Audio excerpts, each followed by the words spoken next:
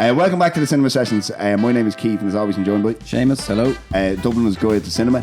This week, we're looking at Romeo Must Die, and this is a very specific kind of film. It's early 2000s. It's dripping in hip hop. It's got Jet Li and Aaliyah in their first big Hollywood leads, and it's trying to blend martial arts with a modern day Romeo and Juliet story. And on the surface, that sounds like it should be a slam dunk.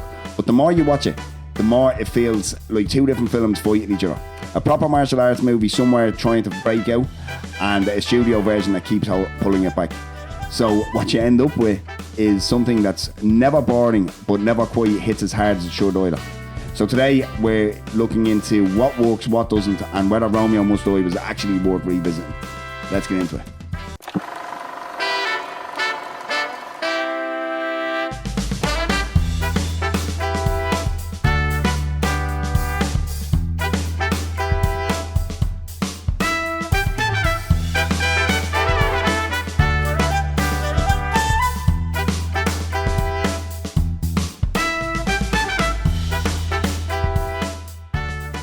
Nice.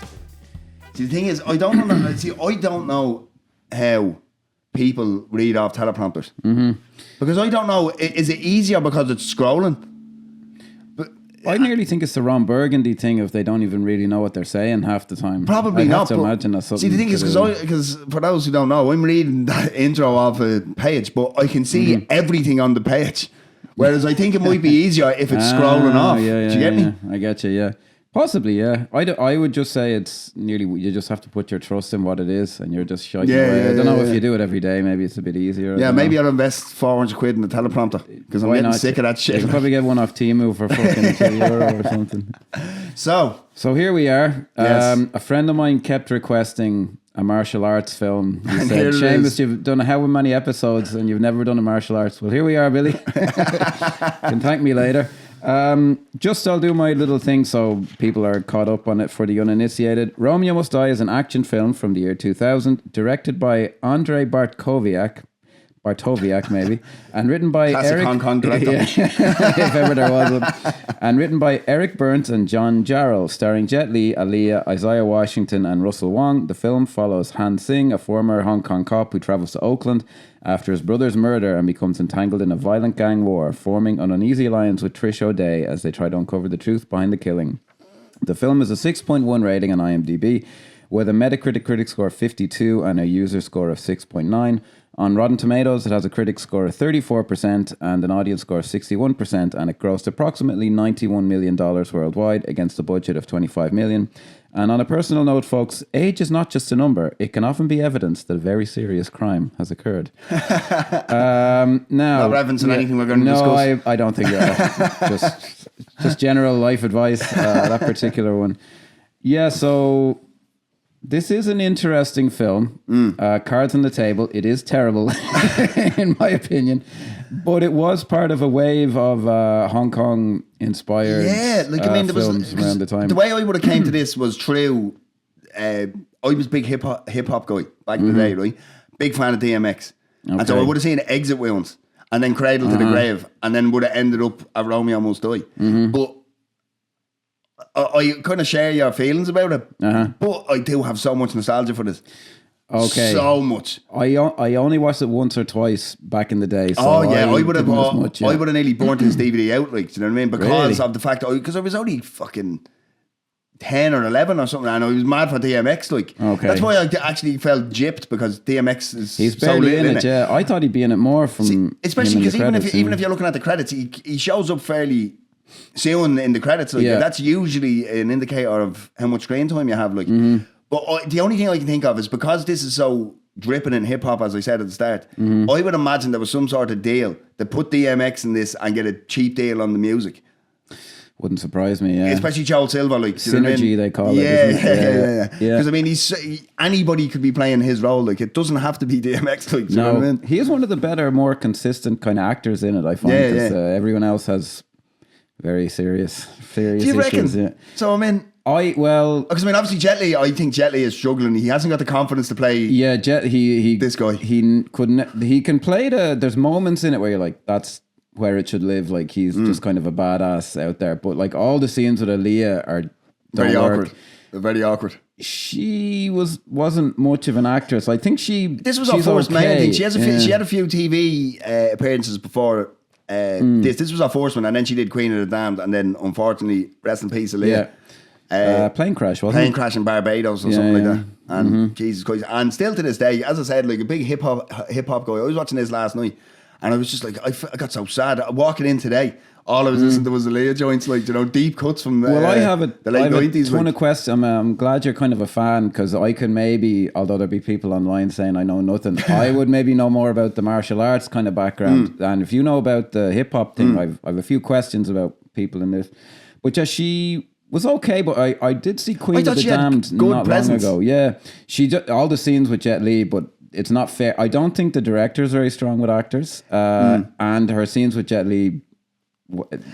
How can you make them work? See, the thing is, because you look at Jet Li and he looks a hell of a lot older than he actually is in this film. Yeah, he does. Like, he always looked. Yeah, he didn't age for about 20 years, but he always looked like 40s. Yeah, like his mental. brother in this looks like he's about 10 years old. His brother looks like a fucking teenager. I know.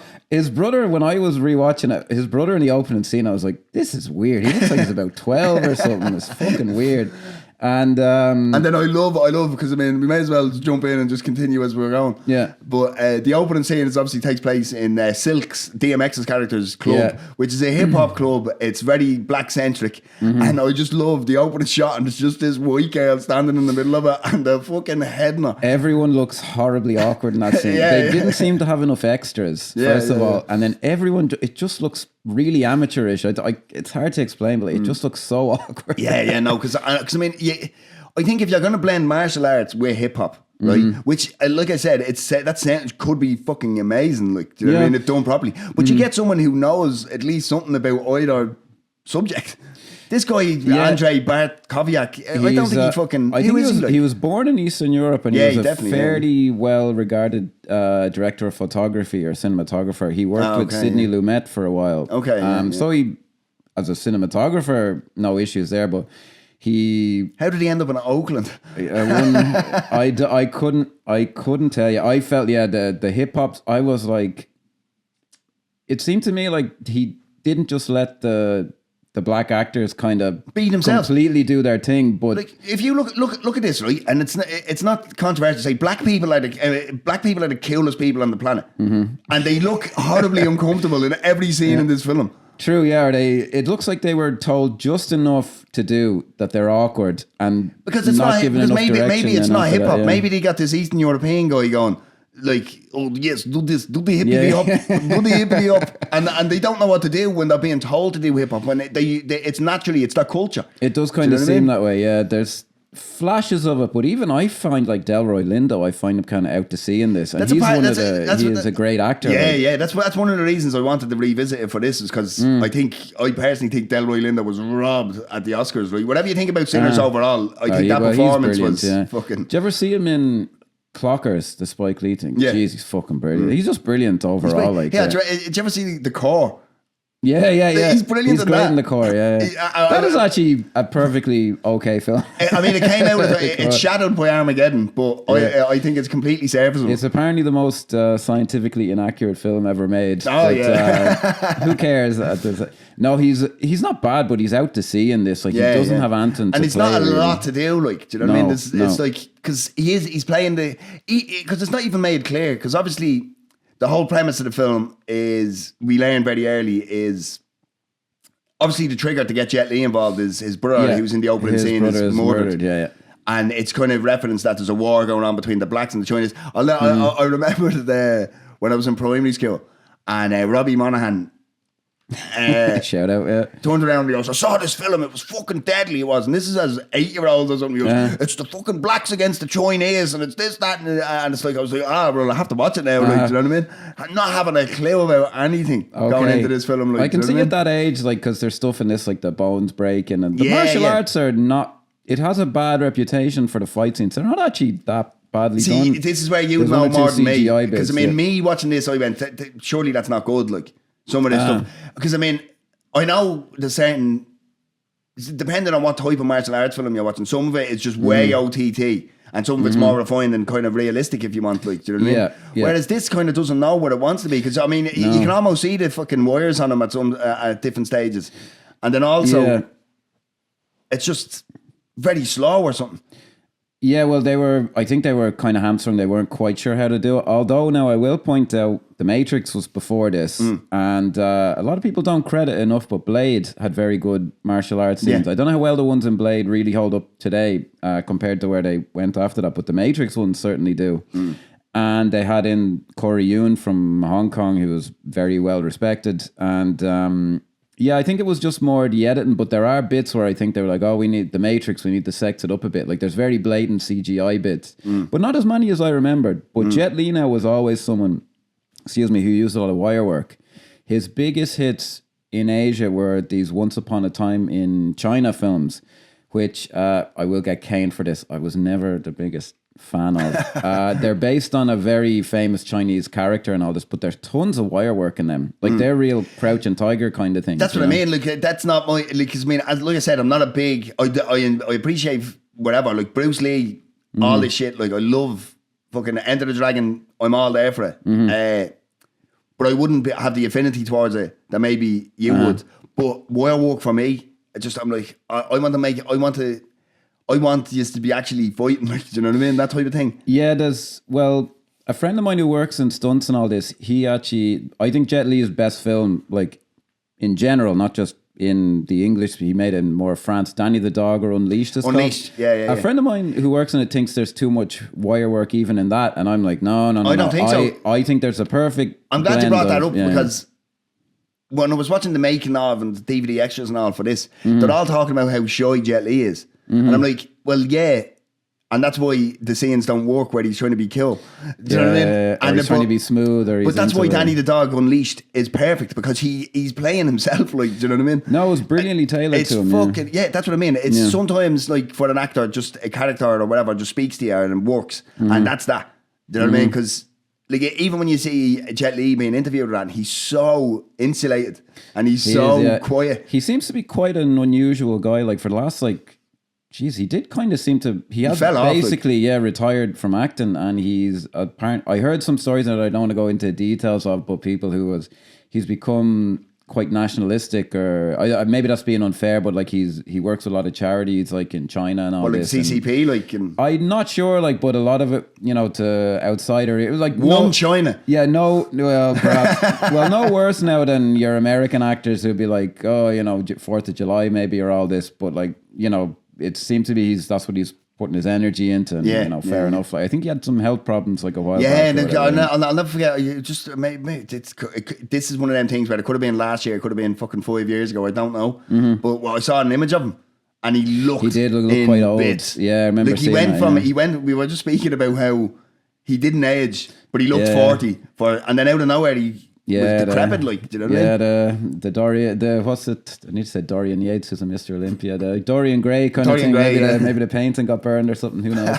No, he was very, very good. My favorite of his Asian films is Fist of Legend, which is a remake of a Bruce Lee one. He's very, very good. Like, when he's playing the right character, but like, there's bits in this where he's supposed to be kind of charming, and he's showing he's into Aaliyah, and his English isn't up to it, and just him, it's an awkward. And it's very like, the scenes with like the whole thing, but like when they're playing football, American football, in the thing, and he's like, "Oh yeah, I do not mean to be doing a fucking Chinese accent there, but it's so." Fucking... I think they were kind of brother. Jackie Chan or something. Jackie Chan, I could see that's more of a Jackie Chan thing, like to begin kind of witty and use it, do it.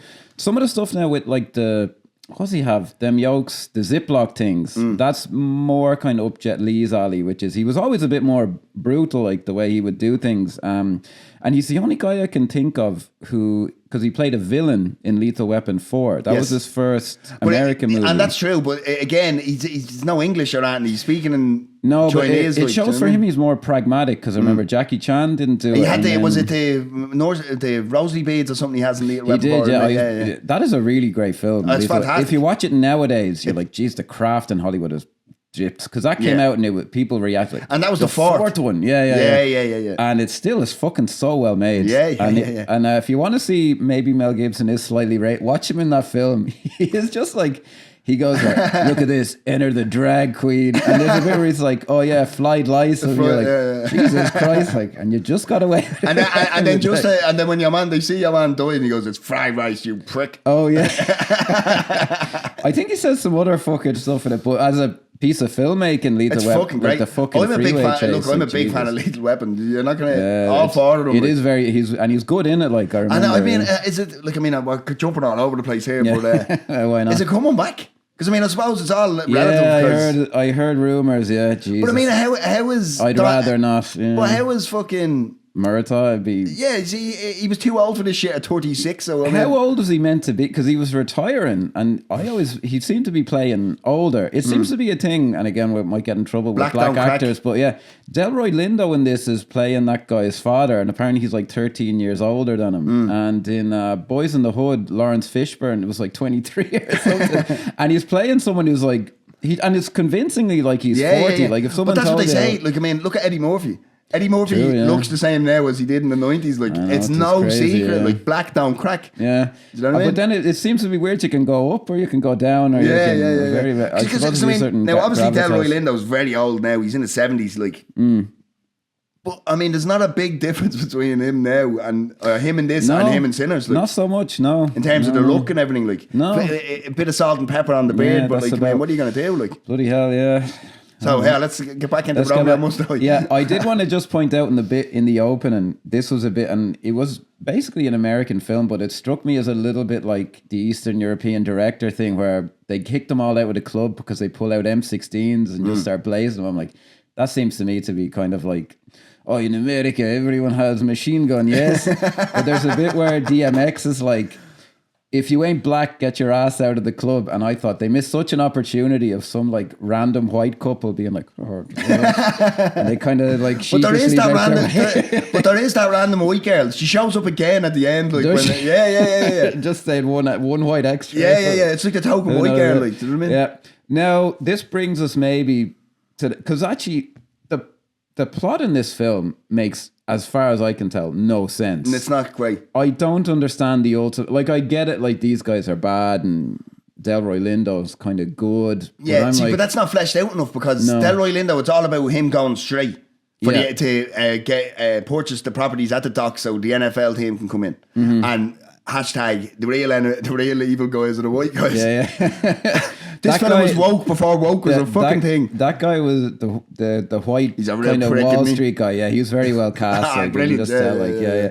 No, but it's something to do with like buying up real estate, which is a big villainous thing for. I think they still kind of do it in movies. It must be something with people. Yeah, but especially like. Especially in a black community, like I mean, I'm not going to speak out of school here, but like they've always been fucking dealing with gentrification and fucking being priced out of things in America, like, do you know what I mean? Yeah. So if you look, but see, that's me writing. That's me looking at it through a certain prism. Like, no way, fucking Bartkowiak and fucking the boys. Yeah, I'd imagine it was written one way, like an actual Romeo and Juliet thing, and then it just kind of get chipped away and all this, and like it became like, look, the film moves from A to B and it was a success and all this, but like the plot, I defy anyone. Why are these guys? The Russell Wong character is going behind. No, sorry, he's not, because the Chinese gang are completely into this. Isaiah Washington is going behind Delroy Lindo's back, cooperating with the Chinese, but then he seems surprised with something Delroy Lindo does at the end. And I'm like, explain this to me. Like, what the fuck? What the fuck is going on? It does not make any sense. But it's never clear who's doing what. Yeah. Because surely they know that Paul is who's Jet Li's brother, and surely they've killed him, and they are like surprised, but they act surprised when nobody else is around. I know, and then do you know what I mean? In the opening scene, Jet Li's brother is shown to be like this complete fucking arsehole, but then he apparently was investigating what was going on, but you never see any good side of him, as if he would give a shit. And then also, Delroy Lindo's son, it's pointed out that he knows that Isaiah Washington is up to no good. Yeah, but he doesn't take the opportunity to tell his father. Yeah, I actually maybe I'll get caned for this, or the actor, if he sees this. I thought he was playing that as gay. I thought, is it going to turn out that his son is gay and he's being black? Because he's like, Jet Li's brother, he wanted to meet with me. And I was like, did I forget about a gay subplot in this film? Because the way that actor played it, I'm sorry, he came off as if he was playing a gay. And then, no, that is a cool bit where we're jumping around like mad, but where he gets thrown out the window, that's legitimately impressive. That's if you watch it in the making of documentary on the DVD, like they jump, it's stunt people obviously, but they jump from a serious height onto... No, and the way it's filmed is very good, impressive, it's a bit... I found it a bit stupid where he's like smoking drugs, his missus is half dressed, and then there's a knock on the door and he's like, get that, will you? Like, would you not be like... We live in an apartment. Who's knocking on my door? Or like, maybe I'm looking for realism. Maybe it's a concierge. Yeah, that must be it. Yeah. Maybe I'm looking. Maybe he was expecting someone. Who knows? Yeah. We're jumping around like fucking mad. So Paul is obviously Jet Li's brother. He's in the nightclub. DMX kicks him out. There's a big fracas between Russell Wong and we get the first kind of martial arts bit, and this is the first kind of bit of wire work where Russell Wong, who as far as I know isn't a big martial arts actor, he's very credible in this. You can kind of tell he's not on Jet Li's level now. But he does that kind of double kick where he spins in the air, which was done without CGI except maybe wire removal. And like I'm like, okay, if that were the worst it got in the film, but there are bits. I hit the microphone, folks. Take a shot. There are bits where I think actually it was Roger Ebert who said Jet Li is so computer assisted, it's about as impressive as watching Bugs Bunny do it. But there are only 2 bits in it that I noticed where it's clearly CGI, and they come on much later. But that's pretty typical now. You see that in a Hong Kong film, that kind of move. Yeah. And it's overly edited, but like the fight scenes, I was expecting them to be worse. I'd remember them being worse compared to like how they do it and how they did it in Hong Kong back in the day. Anyway, and then it takes ages to introduce Aaliyah, doesn't it? Yeah. So what happens here then is the following scene is Paul is found hung by in a very poorly staged scene with some kid out in his paper route or something like that. I mean, I was wondering, is that a throwback to, because isn't someone hung from a lamppost in Fist of Fury, the Bruce Lee one? And I was like, is that kind of a throwback to that? I doubt that being that. I think it's just outside. I got the same vibe of that's just a coincidence. They didn't put that much thought into it. Yeah. We're introduced to Jet Li, and I will say now, I didn't rewatch it, but he's in a prison in Hong Kong, which is clearly not in Hong Kong. But anyway, no, but not only that, right? He's obviously he's told about his brother, and this is him. Yeah, and that shot hangs for way too long. Yeah, like he must have fucking burst a blood vessel or something, because he's like. Poor old Jet Li, yeah. And that's acting, kids. Yeah. Well, he can play that. If it was just a revenge story, because I think his next English language film was Kiss of the Dragon, which is more of a French thing, and he's perfectly cast in that. Like, he's just a badass guy who's kind of a bit sensitive and all this. He's asked to do a little too much in this. Now, correct me if I'm wrong, folks, but they all seem to be speaking Mandarin in this prison, which is not the language spoken in Hong Kong. Now, Jet Li is a Mandarin speaker because he is from mainland China. But then when he has a conversation with the guard at the end, that is in Cantonese. Whether it's good Cantonese or bad Cantonese is above my pay grade, but they got that bit right at least. But he essentially just walks out of the fucking prison there, like, do you know what I mean? It's a little bit like they play it like a little bit funny, I suppose, so they kind of get away with it. But the scene where he beats up the guards is okay, like where he's hanging from the thing again. That's kind of a typical kind of Hong Kong thing. But did you notice actually? Is it in the opening scene in the nightclub? One of the guys has a comically big afro. Do you notice that? And I was like, is he going to get whacked in the head and they have a pad in there or something? There's a bit of weirdness going on. But no, it's like, that kind of thing is fine. Like, I can see even when I would have been 16, 17 when I saw this. Even I would have been like, oh, great, he breaks that guy's arm. Which is borrowed from Sonny Chiba, if I'm not wrong. Is this one of the scenes where that CGI fucking bone break. Yeah. They don't do that enough to justify it. I agree. I reckon that was just your man sitting in the edit going, do you know what this needs? I got that vibe as well, yeah. It doesn't suit anything. Somebody vibrating. There is something, yeah. Hang on 1 second. Put your hands up there. Thing, Yeah, the bone breaking thing, like, it's just not done. That seems like, oh, let's stylize this a bit more. I got that feeling, like they wanted to amp it up. Because I don't think it's needed. Look, I mean, like, shit like that can be cool, but it has to be consistent. Because, I mean, I think it happens 2, maybe 3 times. There's that one. There's a bit which is completely unnecessary, where they kick your one back and the thing goes through her heart. Oh, yeah. Because that isn't a bone break, like, you get the idea. But then the bit at the end where he kills the guy at the end, you could kind of say, okay, that kind of adds to the scene or makes it clear kind of what happens.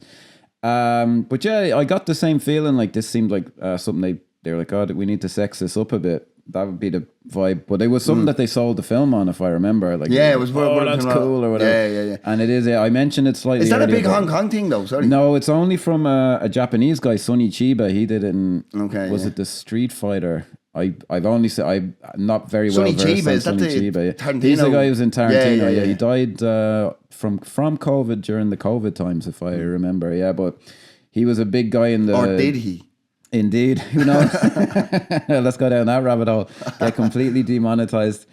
But then I think the next significant, there's a bit of back and forth between Delroy Lindo and the Chinese, which is gas because they arrive at an airport pre 9/11. Yeah, because they were wanted to walk through the metal detectors. All right, yeah, fair enough. And it's all, like, you do buy into Delroy Lindo's a decent guy who's But again, because the problem I find with this is just a lack of fleshing things out. Because I never once thought, oh, he's meant to be this fucking vicious criminal and he's turning straight, like, because it's never alluded to what he's into. It's only this act you're right, of like, is he a drug dealer? Is he a gun runner? Does he kill people? Like, what is he that you're trying to turn straight from? Do you know what I mean? He's not just, he's not a property developer. Good point, yeah. Do you know what I mean? He's Isaiah Washington, however you pronounce it, who is a controversial actor. He was kicked off of Grey's Anatomy for using a homophobic slur, I think is the right way to say. I found him to be actually the most interesting character because he there's like a viciousness to him, but there's also like this kind of game. He plays very cold, calculated or something. Like, he's not helped by measured. He's very measured. He's not helped by the screenplay in our anthem, but I did find him to be like, all right, there's actually something kind of there, whereas everyone else is just very surface level. There's actually kind of layers to that guy. But then we're introduced to Aaliyah. Now, explain to me, what is her business exactly? Is it a clothes shop? Is it a place where kids hang out? Look, is it a music shop, or what the fuck is it? This strikes me as these shops do exist. There's one up on Angel Street. Do you know what I mean? Where they play music and they sit around, smoke weed, and every now and again they sell a skateboard. Do you know what I mean? Fair enough. I could be wrong. Yeah. This strikes me as, and again, I could be completely wrong here, but this is someone saying, "Well, this is what black people do, isn't it?"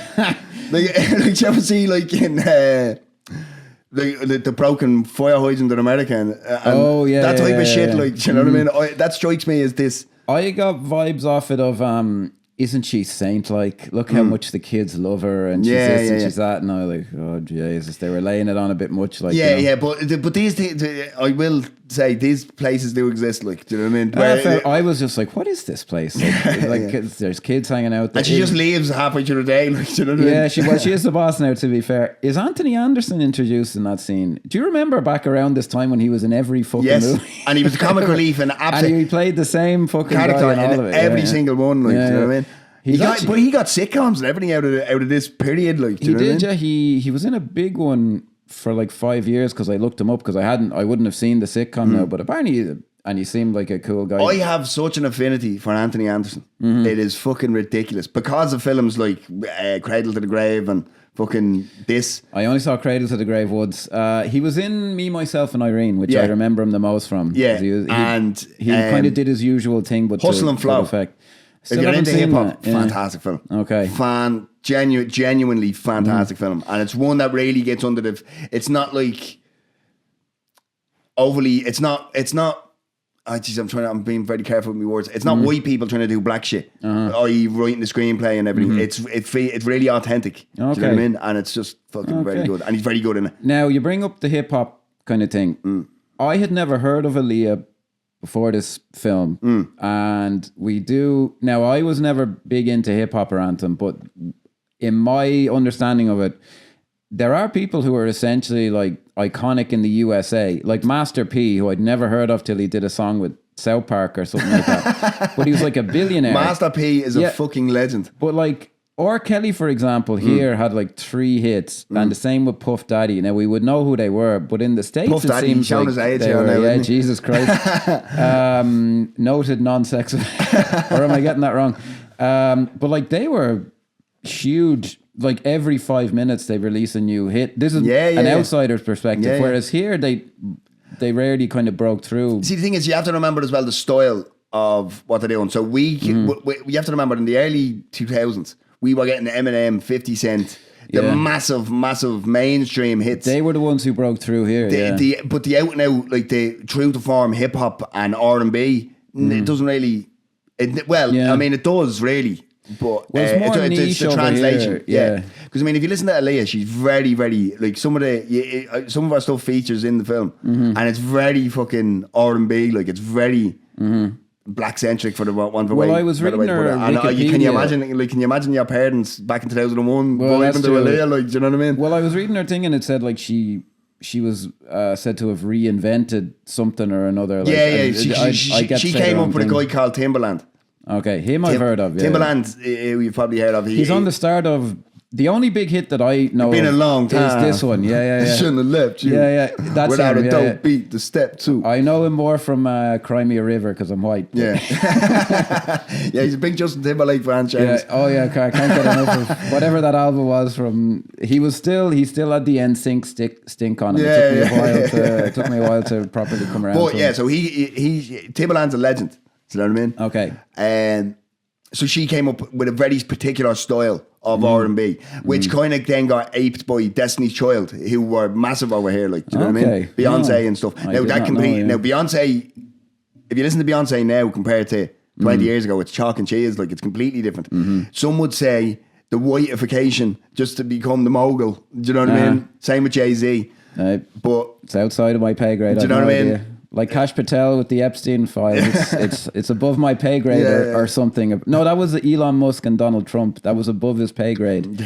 The head of the FBI. Just saying. Anyway, but that's it. No, so not to get political. But so Aaliyah was so kind of groundbreaking, and she was so well thought of within the game. For the want of a better way to put it, DMX worked with her. Just about everybody back at that time, and unfortunately she was cut too way too soon or something. Yeah, in a plane crash. Yeah.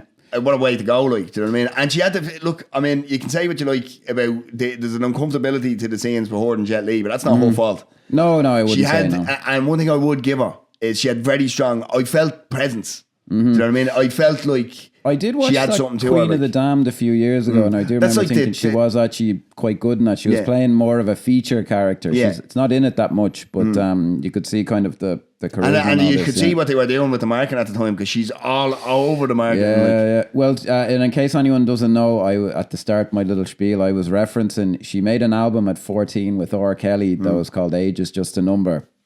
Make of that what you that what you will. Were they not married? They were married, weren't they? They were married, they were, and look what happened to R. Kelly. And people knew about it. Anyway, but this is mad. Like, I mean, I don't want to digress too much in relation to Aaliyah, but God, like, I really think she was a fucking talented woman, and I think with a longer runway in life, I think she could have been I'm not trying to say she'd be the fucking Black Meryl Streep or that, but I felt she genuinely had great presence in this and some of the TV stuff I've seen. I'm not saying Queen of the Damned. Yeah, no, you'd remember in this now, as much as I say you can tell she's a bit green and all this, but and you know, it was always going to be a tough sell, like scenes with her and Jet Li, but you know, you could have even given him a cool haircut or something like that. Yeah, well, apparently it was a talking point, like it's Romeo Must Die, and it's kind of, and they don't even kiss, but like he is so awkward in it. It would just be weird, like, because apparently they did film a kiss, and it was like, nah. Yeah, but like, I mean, Jet Li, they'd never sell a Jet Li film in fucking Black America again. Do you know what I mean? Possibly, yeah. Well, that's like we spoke about in Virtuosity about how white men bring their Denzel girlfriends. Washington's take, yeah. Which is basically, it's not a million miles from the truth, like. Unfortunately, and it's the same thing would happen. Yeah, well, maybe something to mention is one of the reasons this film was a pretty big hit, and it kind of made sense, or it was the first time they did it, and Joel Silver made a formula out of this, was The Hong Kong martial arts films were huge with, you know, the black people in the USA. Yeah, you look at the Wu-Tang Clan. Yeah. Wu-Tang Clan. Wu-Tang Clan. Jesus, there's Whitey, you know, fucking... what's his fucking name? The guy from... RZA, yeah, sorry. And... he made that. What was that film he made? Oh, the man with the iron fist. Yeah, not the. He's apparently a very, very nice guy. He made that film while I lived in Hong Kong, and I heard a lot of stories. Like, he was apparently a very cool guy who was treating people very well. And he's into it. Like, he's into he was, shit. Yeah, he's into legit. the law Yeah, and stuff. But they would play quite a bit, like in New York in the 70s, and apparently, like, the black audiences just ate them up. Like, they were the 70s kind of style, which is separate from the kind of Jackie Chan era that I think a lot of people... I think more people are familiar with the idea of a 70s martial arts film than like what they kind of turned into. But that's kind of... Because but that's the Bruce Lee era. That's it, well, yeah. Because I mean, when you say martial arts movie to me, like I immediately, like without hesitation, I immediately think Bruce Lee. First thing, and then secondary to that, because you have to understand, when I came to Jackie Chan, it was fucking rush hour. It wasn't... Yes, indeed. I mean? Yes. So I have a very different view. I kind of forgot that was before this Rush Hour. It was part of a vibe at the time. Yeah. Like when The Matrix came out, I remember I was big into Hong Kong films, and it's hard to explain, but the film almost felt like when I saw like images of it, I was like, oh yeah, someone finally figured it out. Like there's a perfect. Now this film is very awkward, I find, with mixing like kind of leather trench coats and automatic weapons, and but like The Matrix, I was like, yeah, that. They're getting it right. Yeah, but know? The Matrix was a fucking cyberpunk fucking... Do you know what I mean? It was a mix of a bunch of different... But for my money now, the first American film, that actually got it right was The Crow, funny enough, which was a lot earlier. It's like 93 or 4 or something. If you watch that, you go, oh, that guy really understands like Hong Kong films. That's Brandon Lee as well. Brandon Lee, yeah. So maybe there's no coincidence there. But then Blade did well with it, which was 97 or 8, if I'm not wrong.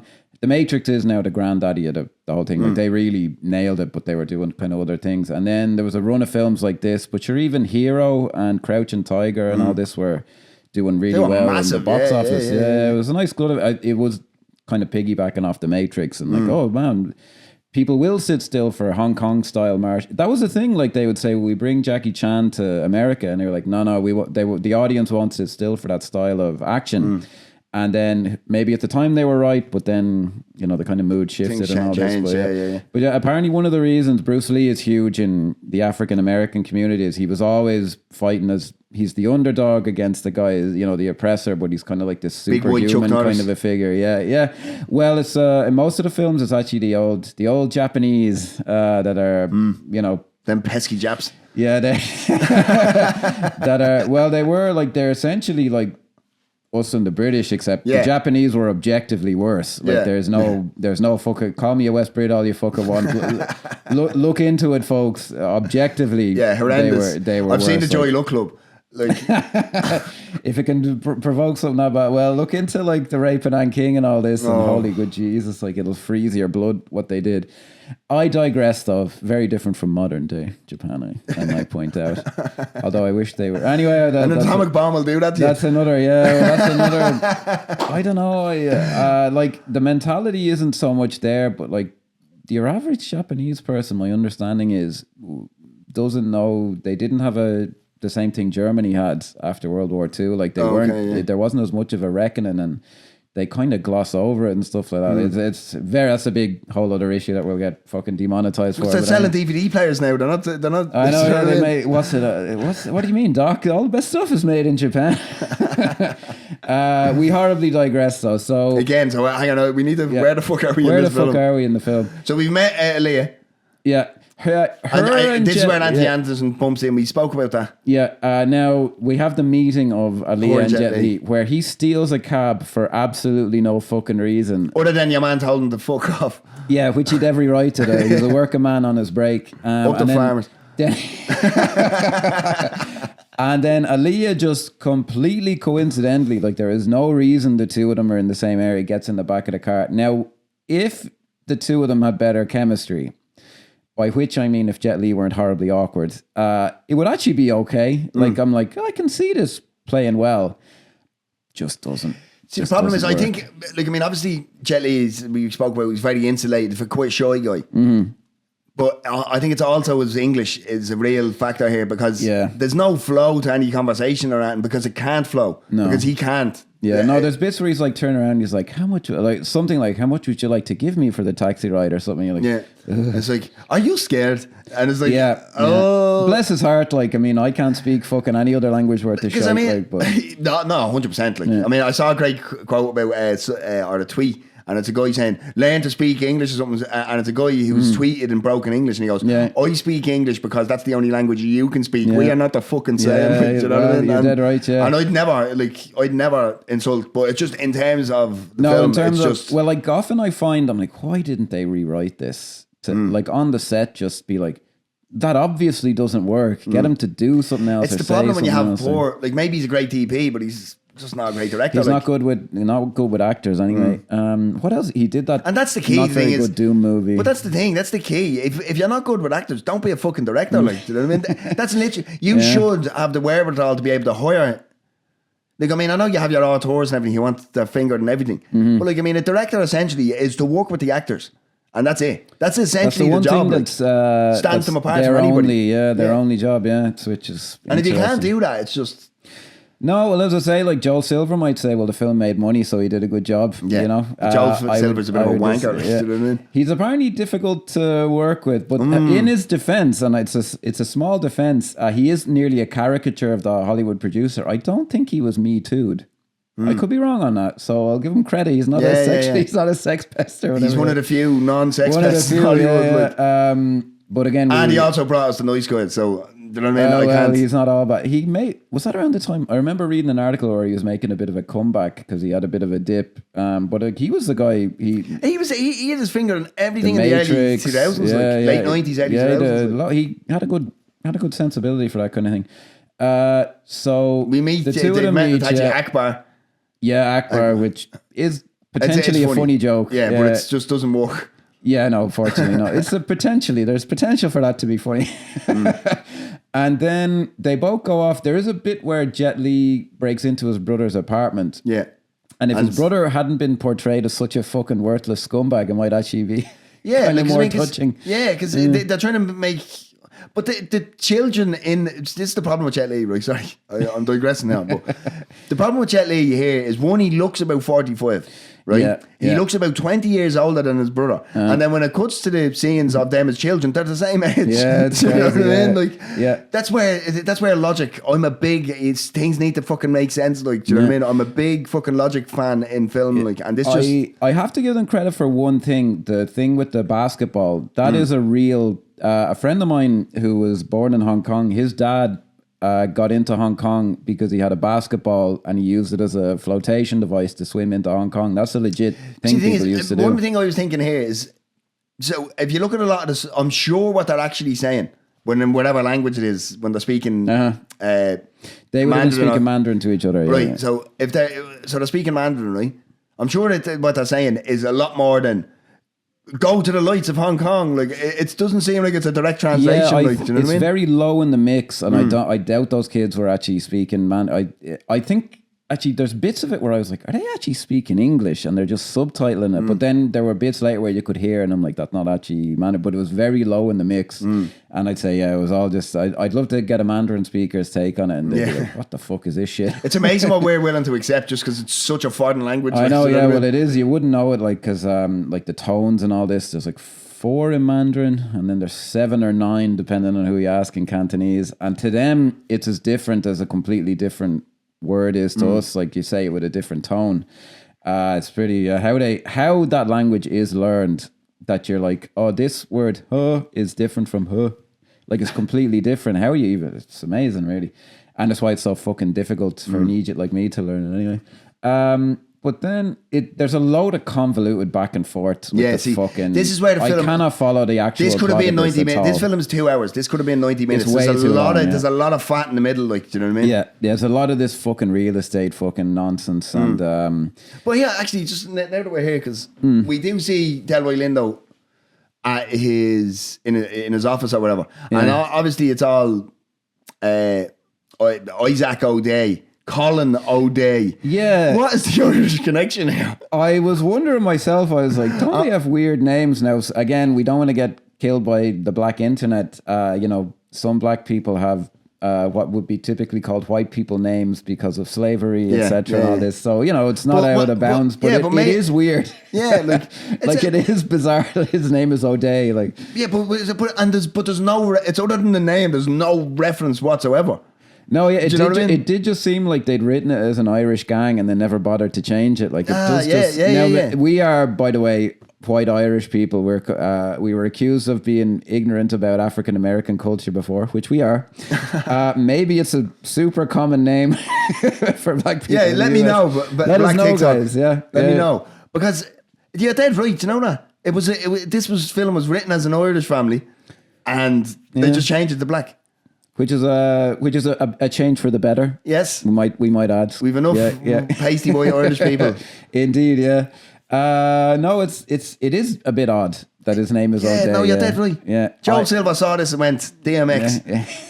Well, instead of any, he went DMX. He did stuff like that. I remember there's a Sylvester Stallone film and the Korean guy from the Fast and the Furious movies, and I remember reading, because I don't know what he's like in them Fast and Han or something. Han, he's called yeah. They're all called Han.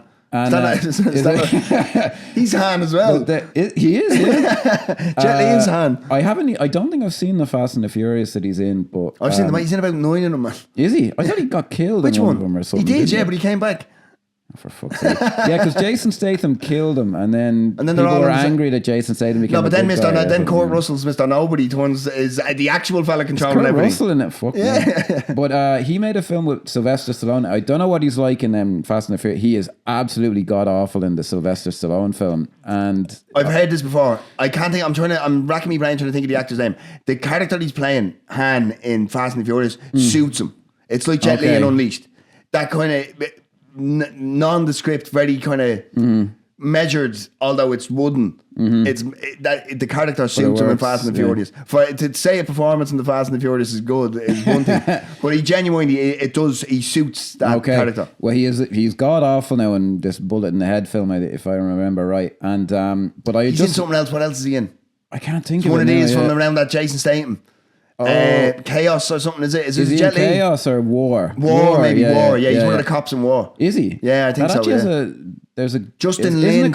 It's called Rogue over here, so it has two different names. I've seen it as War. I saw it in the cinema. It actually has a good, I won't say too much, it has a good plot development. I remember a friend of mine saying, who would not like that kind of thing, he goes, it has this thing in it and it belongs in a better film. And I was like, yeah, he's dead right about that. Jason Statham went on this run with Lionsgate though. Chaos. Is he in Chaos? Yeah, he made a film called Chaos. Yeah, no, it's Chaos. War. Were the Crank films Lionsgate? I think possibly, yeah. No, he's an actor I quite enjoy, Jason Statham. But where were we on that? Oh yeah, the Bullet in the Head thing. On the IMDb anyway, it says someone else was cast, and then apparently Joel Silver was just like, no, I want it to be a white guy and an Asian guy. And they just got rid of the other guy. And he was literally thinking in terms of like demographics and like ethnicity and all this. And he's like, oh, it worked for me before. And you're like, yeah, fair enough. Because that Exit Wounds was a Steven Seagal film but like after his peak. And it was like number one at the box office and all this. Like he does have a good eye for this kind of thing. You have to understand, DMX at that time, his star was never higher. Yeah. Did you ever see the video of him performing at Woodstock? I don't think so, no. 200,000 people or something. It's absolutely mental. He's another guy. Some of his songs broke through. I knew who he was, but I only knew like one or two of them. DMX is like... Well, God rest DMX. I know him from his films and he's got a good screen presence. Yeah. That film Belly is very overrated. By now, people will say that's nuts, but if anyone thinks that's a good film, it is incomprehensible, that film. I'm sorry, but you cannot fucking follow it. It's very stylish. I can't remember Exit Wounds. I'm gonna watch Cradle to the Grave as well. I saw Cradle to the Grave once and I wasn't impressed, but Exit Wounds is just this is actually pretty good. Like it's been a while since I've seen a bit of Steven Seagal. Yeah, you know what I mean? I was never much of a Seagal guy. I like the Under Sieges, but the thing I loved about Seagal films was the horrendous way he'd kill the big bad at the end. There'd always be something like what's the thing where he's drinking a glass of wine? Which one is that? And he slips it off. The Patriot. He stabs the guy. Or he throws one guy out the window and he gets caught on the fence. Oh, that's that? the Glimmer Man. Yeah. I remember what the Glimmer Man was clearly aping fucking Seven, and then I remember even when I saw it, I'd be like 12, and I was like, "This is like a parody of what a Steven Seagal Seven film is," because it's a serial killer film, but it's actually the Russian mob, and you're like, "Get the fuck out of here." Him, I never liked, but he did make some films that I'm like, "All right, yeah, like they're well done." Like they were, they were 80s, 90s kind of action things. The one with the Jamaican gang in it is probably the best one. And then he released a fucking Jamaican album. Do you remember? Yeah, Jesus. And then he became a bleeding sheriff or something. Like, Oh, yeah, he has and now he's a Putin's fucking lapdog. Yes. Like, it's What a- mental. what What, a a life. career, yeah. What a life. What's the one with the... Fuck it anyway. Well, someone type that in the comments. I'll say the wrong... It was above the law, right, guys? That'll get us negative fucking algorithm bump. Where the fuck are we in this fucking Romeo Must Die? So we'll just jump. So Jet Li and Aaliyah kind of have a bit of a fucking thing going. The next maybe scene to talk about is the football scene. Yes. Which is a very Jackie Chan kind of a scene, except they did it with Jet Li. And again, like, But here's where I'll point out, Aaliyah is very good here, or she's trying to be. Mm-hmm. And I'm not trying to be in a bad way. Like, she's trying to be in a bad scene, not that she's trying and she can't. Mm-hmm.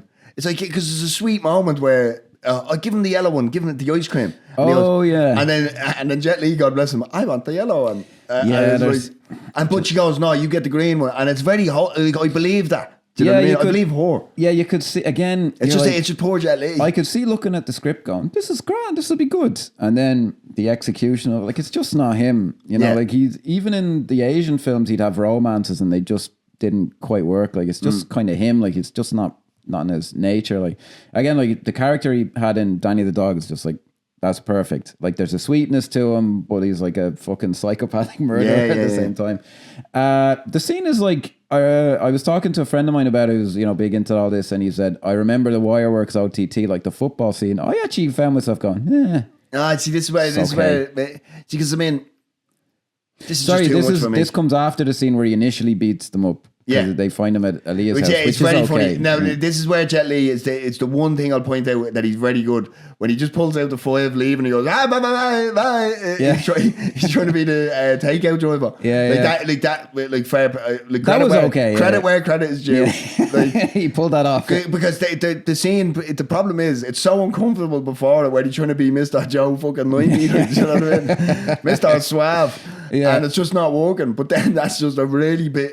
It's nice comic relief, like. Do you know what I mean? No, that works well enough, but it's hard to say. Like, just the only thing, and then it ruins it again because there's some cool stuff here with the zip ties and stuff, and in a tight space. Okay, yeah, that scene is just a bit. But then why did your man have the fucking G-string on? Like, there's no need for it. Like, do you know what I mean? I God only knows. That's like fucking old Bartkowiak going. Black people wear this, don't they? This kind of look disco. Well, I was wondering, is it a joke that just comes off as weird as opposed to funny? Like, was it supposed to be a joke he was wearing it, but that it just kind of happens too quick, or it's not like Jackie Chan? That's his kind of thing. There is a weird shot though, because once he does it and he pulls his leg over his head, there's a shot that stays a split second too long. Right, it's bleeding. It's winking at you. Like, it's fucking winking at you. Like. Good stuff. And then the football scene is fine. Like, there's a bit of there's that tension going on of like, you can kind of relate to it almost. Like, it's like these are a bunch of guys and they don't like you and they're going to rough you up. Was this a trope?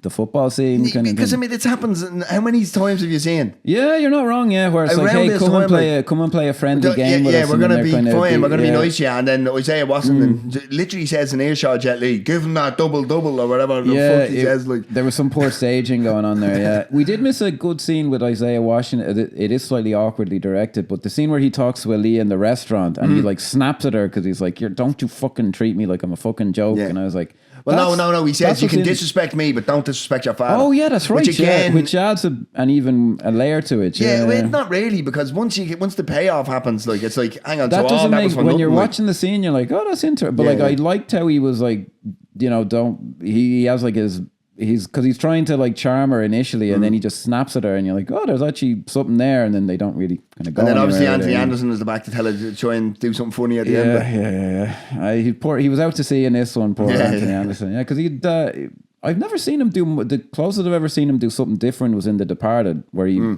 plays like, it's kind of stock straight. kind of a character, but it's straighter. Yeah, and he was very good in that. I don't think I've seen him in anything since, actually, now that I think about it. I haven't seen Hustle and Flow, which I think was he did, after. yeah, that's right, check it out, yeah. He did a sitcom, Blackish.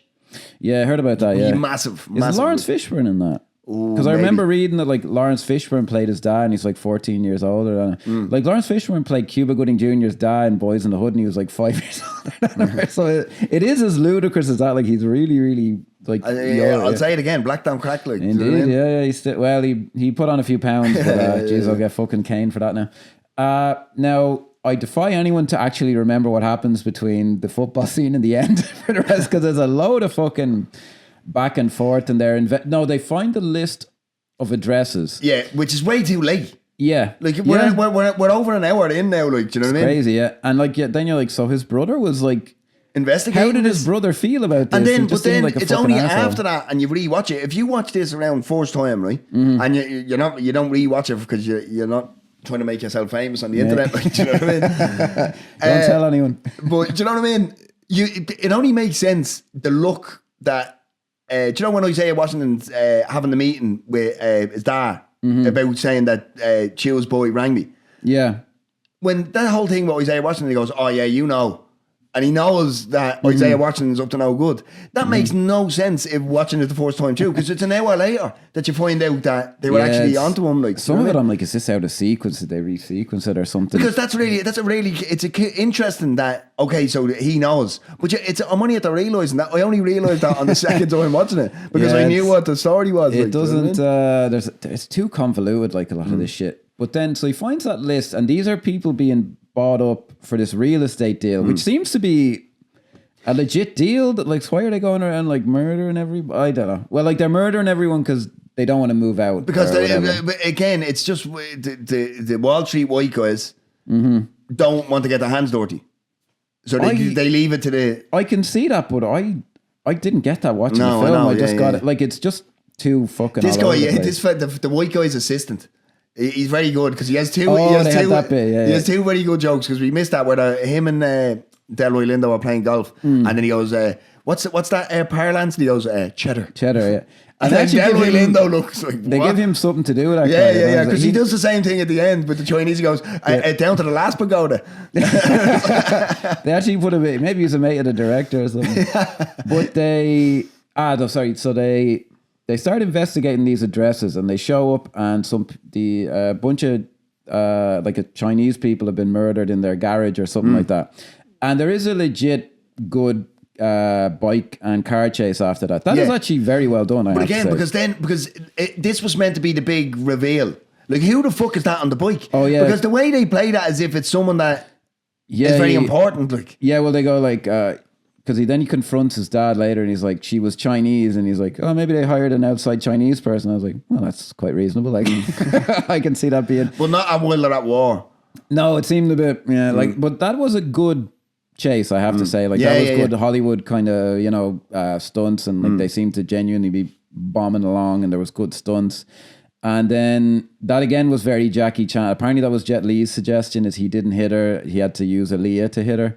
They would do those kind of things like just to give the scene like a little, like so it's not just a bunch of people punching each other. It's a kind of a Jackie Chan kind of a thing where he uses Aaliyah. But it was grand. Like I hate to sound like I'm burying it with faint praise, but it was okay. Just the way that it's fucking shot and the way when she removes the fucking helmet and all, and it's it's like, oh my god, it's his sister. It's that type of thing. Like, you're not wrong. And it's just poorly directed. Like, it's poorly staged. Like, yeah, well, it's just not. If it were a character you were introduced to before, it would make maybe she's standing in the background. And I'm just thinking now, if it had actually turned out that it was like the fucking Russell Wong guy or something, they could have cut like 40 minutes out of the fucking film and just 100%. Had another scene in the middle and then had the climax. Because I mean, we could easily go to the last two scenes here and finish like this. I'm tempted to do it now because I, for the life of me, can't really remember any of the shit. Like, there's a bit more back and forth, and it's a bit. I found it unintentionally funny, and this is why when people like, oh, these actors take themselves so seriously and why are they so uptight? Isaiah Washington is a good actor now. I don't know what kind of a person he is, but he's a good actor, and he's good in the scene where he's intimidating this other black guy who owns like a crab farm. Yeah. He puts him in the crab bucket. And then he's like scooping the crabs towards him, and man's like, "Oh, give me a load!" And I'm like, both of them are very good actors, doing good work, doing what they're told. It's the blocking, it's so fucking stupid. Like, let me get some crabs. To be fair to the film, some of the crabs do seem to be grabbing onto here, man. Yeah. But it is fun. And then I'm just like, why is that's where quicker cuts need. Yeah, you know what I mean? But then this is where, and I wouldn't be as much of a stickler in an action film, say, for logic as you, but I am like, if they're just going to fucking put guns to people's heads, why is the deadline even a problem? Like, or is it like, come on, guys, like, sure, this guy go to the cops or something. Yeah. It was way OTT, and like, if you're going to have that kind of a plot, you have to make it more believable than they kind of put the effort in here, but it... I did just the cream scoop and the crabs. Oh, Jesus. Someone should have said no. That was like, that's why the word no was invented. I don't think that's a good idea, for example. Yeah. And he might have got bit himself. Like, you know what I mean? What about poor Isaiah Washington? Like, he has a fucking gun. Like, well, yeah, the gas thing is, they're all fucking, like, I don't know how many of them are real, but that's a crab bucket. Real crabs? Yeah, but like mental. Like. So then a bunch of shit happens, but then it's eventually revealed that the entire Chinese crowd are corrupt. So even the big bot, like Jet Li's dad. We have got to point out first though. They arrive at Silk's Club. Excuse me, yeah, we have to talk about this. Yeah. And before they go in, not only is he 5 foot and clearly Chinese, she decides to make him more hip hop by putting his hat to the back, and he goes, I know hip hop. And he puts chewing gum in. Yeah. I shouldn't have done that, should I? Oh, sorry. Yeah, we skipped over. I was actually because anyone who doesn't watch, I'm an English teacher, and I have to. There's a lesson I do where I teach them the word squirm. And it was like, you do it out of pain or embarrassment. I was squirming in my seat during the dance scene. It is the most horribly fucking awkward. Like, can we make him an honorary white guy, Jet Li? Like, he's so fucking awkward in that dance. But I mean, I don't know if Asians are bastions of fucking rhythm like either. Like, maybe we're in the same boat. No more than ourselves. Yeah, but it was so fucking awkward. Do you know why I hate that this was so awkward to watch? Is the song that's playing. That's one of hers, isn't it? You feeling? I can't even do that because we get things. But are you feeling me? If you want a deep fucking late 90s fucking cut, listen to that song on your way home on the bike. Oh, it's good, isn't it? Because I only know it from the scene. It makes you feel warm. It makes you feel warm. Is it an Aaliyah song? Yeah, it's an Aaliyah song. Yeah. Look, that kind of stuff I have no problem. By the way, I actually think we'll be talking about. I always found it weird though. Sorry to interrupt you, but Jordan is saying she's singing along with the song, like, and I'm like, hang on. In the universe of the film, what's going on? Like, no, I was just going to say, just if anyone wants to point it out, it is less awkward than in an acclaimed film, Basic Instinct, where Michael Douglas plays a cool guy in a nightclub wearing a fucking knitted sweater. No, he's wearing a wool cardigan or something with no shirt underneath it. Jet Li is cooler than that. I'll fucking give him points for that. And even when he's dancing, they could have given him like, he's a fucking all the fucking martial arts he does is choreography. Yeah. Surely they could have given him something to break or something, like, do you know what I mean? Yeah. Like a bit of break. Make the scene 5 seconds long and it's close-ups or something. Like, don't, because it's like 2 minutes long. But I have to be honest, I get the uncomfortability, but it could have, you're dead right, it could have been about fucking 4 seconds, couple of shots, type in and a little peck. Yeah. Just to do the whole Romeo thing. And then what makes it worse is the next scene is actually, now it's a kind of a stock action thing, but it's actually, like, for an action film, a good scene. Like, DMX is good. DMX is perfectly serviceable. Well, you get the impression from him that he's a gangster, but he's kind of got scruples. That. Fair play. Like, and honor amongst thieves type stuff. Yeah, like, you just get, and then you, like, it's, for an action film, quite a good scene. I do love where the two black guys, DMX being one of them, are sitting in the office, and he goes, "What the fuck?" Yeah. And then he looks, and he can't believe it's a Chinaman. In fairness to the film, I guess they might be the war going on. No. But any Chinese person is automatically one of the enemies. Yeah. I'm not even going to say that. Mark, make a note of that. Then we get into there's you another. Just call them Mark. Jamie, cut that out. We've got producer Ciaran with us now. He's behind the camera. Say hello. That's the story. We're bona fide now. Yeah. There is an action scene where he beats up Anthony Anderson, who is revealed to be part of the larger conspiracy. Like he's Isaiah Washington's guy, which I found weird. I kind of took it as he was. Is he though? Because I think this is just clunky. He has a line about the father. He has a line about Delroy Lindo. Does he? Or he says something about. I might have just been blanking out, but I thought he said something like. We haven't even mentioned it yet, but I love it. Damn, Sam. That's good. I like that. No, there's some like. I was like, this could be good, but like they kind of made him like too ridiculous. Like I think they let him off. Like I say, they told him do this, but do whatever you want within that boundary, and the boundary they gave him didn't really work for him. But it's quite a good scene. They used the fire hose. That's cool. Bit of it, yeah. I thought they did because I'm pretty sure Corey Yoon did the choreography. They did it better in Transporter 2. That's a really good scene with the fire hose and that where he's beating the shit out of him. Maybe he had the idea with this and he's like never quite got it. Yeah. The Transporter 2 is really good. I really like Transporter 2. So that's a pretty good. Pretty much, yeah. And then there's a bit in between before we get to the final kind of, which again makes no sense. This whole fucking meeting, like, and it's not mentioned at all. You tell me, because not only is Isaiah Washington's character in the dark about him wanting to become an owner of the NFL team, not just sell the property. But yeah, I'm like, what is the difference between that and what he wants, apart from they might get more money or something? I didn't follow like. He does say there's going to be a black owner and all. We're going to the owner's box. There's something very kind of. Because at the time, there wouldn't have been, maybe even now, there was no black owners in the NFL. And that's what he wants. He wants the... Well, no, sorry, I understand Delroy Lindo, but and I can see why he'd want that, but I'm like, why is Isaiah Washington so upset? Was he just thinking like, okay, we'll cash out and then I can still Well, he kind of says, I've been covering your ass for years. I don't think he wants to leave the life. That's how it's kind of played to me. It's still quite unclear though, because why can he not just say... You're like, okay, finish up the deal. Then the next day, go Delroy Lindo. I'd actually rather just be a gangster. Can I buy out? Like, or Can you give me my cut of like fucking? Why did he have to like fucking kill him? Because there's something anticlimactic almost about this because it feels like it's going to be a big scene and then he just shoots him. Do you know what I mean? It's a bit of a like. There's some, and not in a clever way, like Indiana Jones when he shoots. This just feels like it shouldn't have been that way. Like, do you know what I mean? And but he gets shot by him, and then Delroy Lindo dies, doesn't he? Or does he survive? Because I can't remember him dying. Yeah, fuck's sake. That's a very uncomfortable conversation with Jet Li coming up soon as well. Yeah.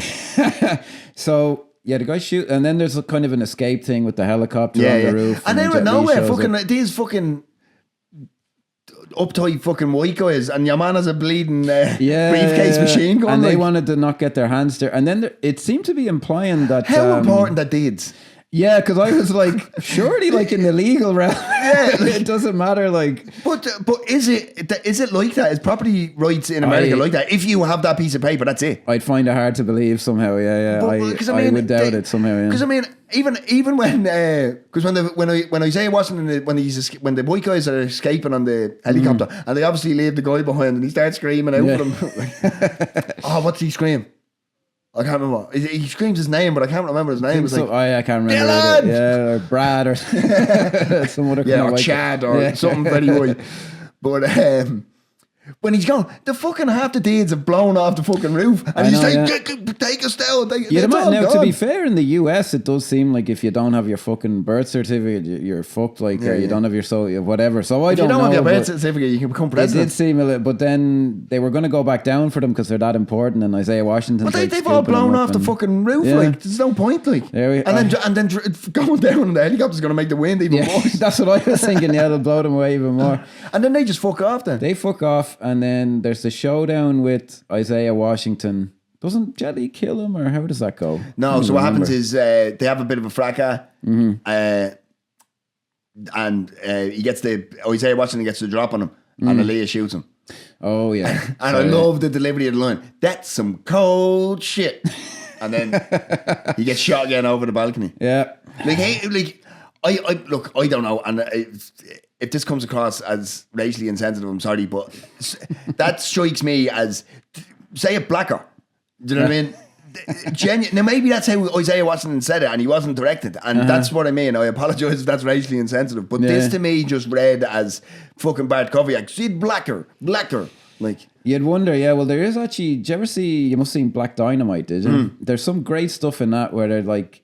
The joke is, it's like these classically trained actors. It's a very exploitation, blaxploitation kind of thing. It must be in, because I haven't seen that many. No, sorry, I my local charity shop got in a bunch of blaxploitation movies, and I watched them, and there are legitimately Shakespearean black actors in it trying to do street slang, and it's exactly like it is in black. It's like, hey fellows, what are we like? It's like, that is whack. It's like, what the fuck?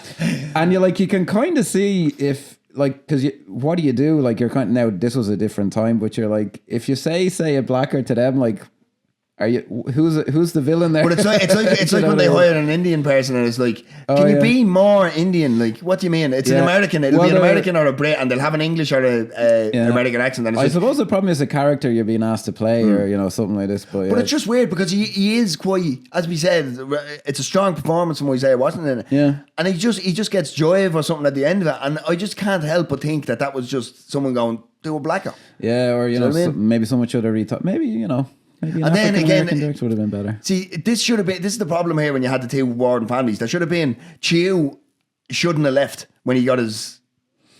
They should have all been in the same place because this film ends here. Yeah, there's two, and then there's another one. Yeah, and it's like, and there's another fight. Yeah, I think the fucking excuse him I use is, you need the one-on-one fight at the end, but just have it be in the same. I actually remember I was like, what the fuck is this? The Chinese guys are in I thought they'd bump into each other on the way out, and they'd be like, oh no, but they'd be like, oh, what the fuck are you doing here? I'm like, what is this? No, but see, because that was the business. They were to get half of them, and the blacks were to get the other half. Like, why isn't it all one big meeting and then have it turn into just streamline this shit? Doesn't make sense. Yeah. And then the final fight, as I say, Russell Wong. The only problem I have with him, because the final fight is between him and Jet Li. The only thing I'd kind of maybe critique him for is there's bits where he's kind of standing by himself and doing the poses, and you can tell, like, especially you're in a movie with Jet Li, who's legit does that stuff well. He seems a bit awkward there, but in the actual fight, like, you can kind of tell he's not on Jet Li's level, but he handles himself pretty well, I would say, in the end fight. And again, it's kind of over edited, and it's kind of shot in that typical American way. Chiba fucking. Yeah, so the two kind of CGI moments that I remember seeing even in trailers were in the one where he fights Anthony Anderson and the guys. That's really blatantly CGI because he kicks like 10 guys at the same time. And there is one in this final fight at the end, but it's not as bad as I kind of had remembered. Yes, it's totally fine. He breaks his neck, which that is actually like, that actually makes that moment cooler and more effective. Yeah. So give it kind of because if that doesn't happen there, you're like, he's not getting what happened? Yeah, or it would seem anticlimactic. He just kicked him, but it actually makes it kind of work. Yeah. Whereas I don't think it's needed previous, but but it's kind of like it's there enough that it's like, but it's not in there enough that you're like, that it's just a thing that the film does. It just kind of seems haphazard that they throw it in. But then it's revealed that, so they have the fight, breaks the guy's neck, and then he confronts his father who murdered his own son for a real estate deal or something. And I'm like, what the fuck is this? Like, it's just weird. Like, I know, yeah. And then he kills himself. Yeah. It just seemed to me like they wrote themselves into a corner and they're like, oh, fuck it. He had to have had his own son killed. Bollocks. And they just didn't bother dramatizing it or whatever. Like, and then, weak sauce, like all good early 2000s, late 90s films, the film just ends. Which is fine. That's not a critique. Yeah. I love that. I love that where it just ends and they're walking off and there's cops. And how did them cops get on that bridge, by the way? Well, I was also like, why are they just letting him, a multiple murderer, walk out of it? And not only that, but look at how this is probably fucking. But they're all lined up perfectly on the fucking bridge. The bridge, which is fucking this wide, like, do you know what I mean? I remember reading somewhere, that's a real Joel Silver thing. Like, he wants the films to end like that. If you watch a lot of his stuff, like they always end with like 1 million cop cars. Even in the fucking Matrix at the beginning, remember where they're going into the hotel? There's a scene with a bunch of cop cars. Yeah. Remember that actor who's like really wooden and he's like, you give me that Juris my diction crap. No, not Keanu Reeves. He's the police chief. He is an Australian, presumably. I remember even the time, God, he's very wooden. Did you see this meme recently where someone is like, Keanu Reeves is like 62 years old and he's never won an Academy Award or a Golden Globe, and someone's like, You might not like the reason why. Look, because we've opened this door, he's a wonderful screen presence and he seems like a great guy. He is not a good actor. He is not a particularly great. He's never played anything that would even come close to deserving something. No, but he's been in fantastic films. He'd be the first one to say that. He's been in fantastic films. I think he's great as Neo. I love the guy. Like, he's Neo. Jesus Christ. But yeah, we fucking horribly digress. Again. This is apparently where the scene was supposed to be where they kissed. So like they were supposed to, presumably a very tasteful peck on the lips or something. But I think Jet Li was asked about it and he said, well, it would seem a bit weird that my father just committed suicide, died by suicide, excuse me, Keith. Yeah. In front of me. And then I'm going out and getting off with Aaliyah. But I mean, I would have done it. I mean, if your father wouldn't be looking down on you smiling for getting a pick, looking up at you in his case. Yeah. Good point, yeah. He's presumably in some circle of hell. And the credits roll. The credits roll, and like it's... Why did they even call it Romeo Must Die? Like it's... Because it's not, because I mean, I get it too... People from war, but the war is fake. It's none of this. Yeah, is like, well, people from two warring factions and they fall in love, and it's not done enough. No, it just seemed to me like again they had a script that was more overtly like a Romeo and Juliet thing, and it just changed bit by bit, and they were just like, well, just leave it O'Day, just leave it Romeo Must Die. Like it's a title that catches your eye, to be fair. Yeah. But like it's it does not fit. I remember watching this. It doesn't at all. But I remember watching this way back in the day, like maybe first viewing. And going, who's Romeo? Yeah, do you know what I mean? And there's no Romeo in it. And I remember as a child, like not being able to fucking qualify that. You don't even make the connection because Jet Li just can't do the romantic stuff. But I was like, but I meant, who is Romeo? Yeah. Like, where's the character called Romeo and why must he die? Yeah. I have no idea. Yeah. And then I only realised this rewatching it. We missed it in the fight with Isaiah Washington. He goes, okay, Romeo, but now you gotta die. But he doesn't even say the whole thing about the title is, you say the title is somewhere in the film and people go, that's it, he said it. It's like Samuel L. Jackson in the Deep Blue Sea where they shoehorn it in. He's about to get eaten by the shark and he goes, he should be in the Deep Blue Sea. And it's bang, perfect, right? No notes. But they fuck it up so much here. Yeah, this film would support that kind of thing, Because he turns around and goes, okay, Romeo, but now you gotta die. Instead of, now you must die even. Like, do you know what I mean? Like, come on. You would think, put in a bit more effort, guys. Yeah. We spend a minute or two reviewing the Aaliyah music video, which I saw like 10 million times on MTV. It's totally fine. And Jet Li's in it. They have the mirror thing in it from Enter the Dragon as well. I remember that. Like, it's actually... I go back and watch a lot of them now and I'm like, man, she's not a very good dancer, I don't think, Aaliyah, because I remember watching it. I watched it because it's on the DVD and I was like, man, I wouldn't have noticed that at the time, but I don't know how great of a dancer she was. And so you have to remember as well, like with a lot of these artists, she was only 20, and like why would not she only be, that, but like a lot of this kind of stuff with cookie cutter. Do you know what I mean? She's not being allowed. Okay, do hip hop. She's doing out Britney Spears. Like, do you know what I mean? And it wasn't. It was. It has maybe that's a bit more unnatural. It's actually for the time it's stock maybe, but they were making good music videos back then. It was very. They're making fucking music videos is a weird one because it's never died. Music videos are still massive. Yeah, they're still... Now they have trailers, they have pre-trailers, they have fucking everything. True, yeah. You know what I mean? Well, I remember watching it. It was some white guy, I can't remember his name. It's very... Hype Williams was the big guy at the time. One of his music videos. Because it opened up the same way and said, Hype Williams. Of course you know it was his. Yeah, that's true, yeah. But you'd even know because he had such a particular... Because he had the two bars. He had the bars. And they weren't black, they were... that's right, you do a lot of that. It's kind of a shame he never took off as a feature director because he did that one Belly, which was again, I defy anyone to tell me what that film's actually about, but he was a great visualist, like amazing. Really great talent, and this guy was just kind of knocking him off a bit, and he didn't do it quite as well, but it's an okay, and I must have seen it 10 million times back in the day, like Jesus. So now we come to the time of the podcast where we discuss non-submersible units, the thing that we believe makes the film live in the memory, for good or bad. Seamus. The first thing I think of is the Aaliyah music video for Try Again. Okay. Because actually on the DVD there's a thing where she's asked like, what's the song about?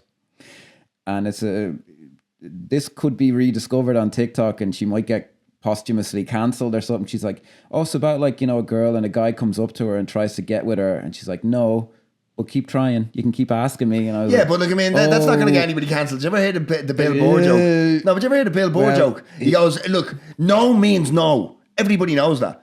But no, it's not the same thing. Well, he got cancelled for the Dubai. Where was it? That gig in Saudi Arabia? Yeah, nobody got cancelled for that. Well, some people would have. If anyone wants to know, the dancing scene is on the DVD we're watching. So if we cringe in embarrassment, that's oh my god! Oh Jesus!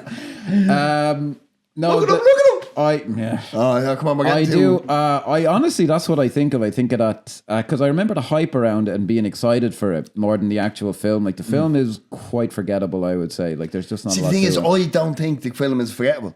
And it's because I was so young watching it, it's just ingrained. Like, I was about to say something absolutely ridiculous there, but I need to put more context on it. I watched Pulp Fiction around the same time. So there's a part of my brain, right? There's a part that associates it with just, these are the type of films where I watched and went, this is cool, I like this. Now, obviously, Pulp Fiction still lives in that today, time. Whereas this just was there, but it stays there. Fair, yeah. Do you know what I mean? And I think if I was to pick a non-submersible unit, I have to say the uncomfortableness of the whole thing. Like Jet Li. True, yeah. Jet Li, God bless him, like, it's just so uncomfortable and awkward. The whole fucking every time they're in a scene together, specifically the dancing scene, is fucking so incredibly uncomfortable. And I'll never forget it. Makes it memorable. I'll never forget it. It makes it so memorable. I think that's fair. Yeah, and look, credit for being.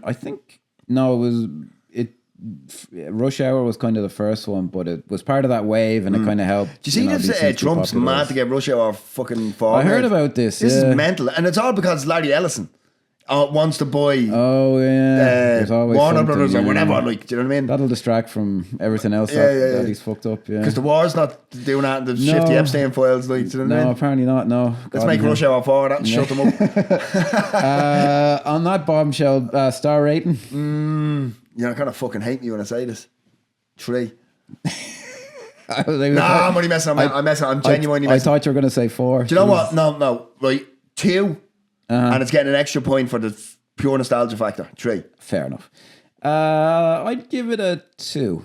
Yeah, it's not. I think 2 is a fair one. It's not completely because again, it's not actively. I know we kind of jumped all over the place this episode, but in terms of there is a film in here. Yeah, somewhere, whether it's executed correctly or not. I had remembered the action scenes as being worse than they are. They're actually, for the time, especially like reasonably good, I would say. And again, I know that sounds like faint praise, but like some of these things like were completely fucked up, like the Taken 2 and 3, for example. Yeah. So I'll give it points for that. And it was very early on in that kind of curve, and it was kind of a part of a wave that I'm a big fan of. So, and I want to just say, rest in peace, Aaliyah. Rest in peace, DMX. Both taken way too soon. What happened with DMX? He was ill. He was quite ill, wasn't he? DMX. To tell you the God's truth, I think he OD'd. Oh, did but he was a fucking crazy bastard. You know what I mean? DMX was off his rocker. Like you see him in interviews and all, and his eyes, he clearly cracked out of it. Like, you know what I mean? It's just mental because he got clean, he found God, all this, and then it just fell off the fucking wagon again. Like, Jesus, right?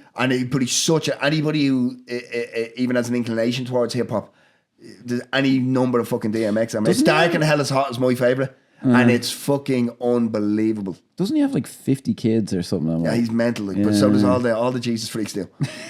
Good point, yeah. Do you know what I mean? On that bombshell. On that bombshell, we bid you adieu for another week. Thanks a lot for coming along with us. Appreciate it. On this journey. Like and subscribe. All that stuff, YouTube, TikTok, what's your favourite Anthony Anderson film? Or Jet Li film, whatever you like. Sound off. Cheers, guys. Cheers. Bye-bye. Appreciate you.